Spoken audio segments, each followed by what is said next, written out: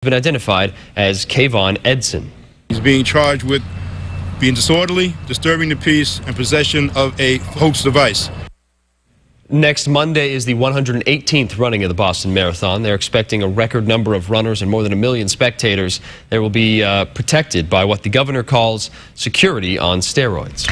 As the city of Boston marked the one-year anniversary of the marathon bombings, tributes poured in throughout the day honoring the survivors and the 3 lives lost. This year's race happens next week, and dozens of local runners are participating. I had a chance to sit down with one couple getting ready to run again. It was exactly 1 year ago that Doris Clancy was getting ready to send her husband off among the thousands of runners at the Boston Marathon. It was like any other marathon morning.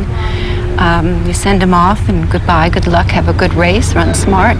But that morning excitement soon shifted as Doris waited on the sidelines for her husband Gary of 45 years, an avid runner, to go past her. A block and a half ahead, the bombs went off.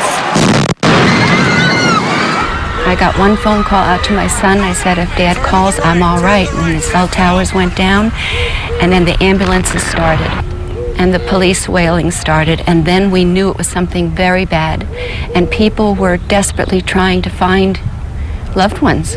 Gary was half a mile to the finish line when law enforcement immediately stopped all runners.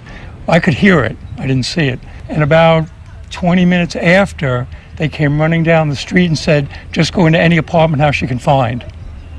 Just get out of here. As the Clancys managed their way through the chaos and confusion, desperate to find each other, they were part of the more fortunate groups to reunite uninjured. And while the images of that day still resonate, Gary's been training to run the marathon again, wearing this same yellow shirt he was given last year, and Doris will be right there by his side. To be part of that whole occasion is going to be so emotional. I mean, the running's a great part of it. I've done a lot of them. But just to be part of that, I mean, it's almost like an honor. You're not going to beat us. We're a resilient country. And that's why they say Boston strong. We wish them the best of luck. And this year's marathon is happening on Monday. There are about 30 people from Santa Barbara running. Gary and Doris are flying out on Friday for this 118th race. Also this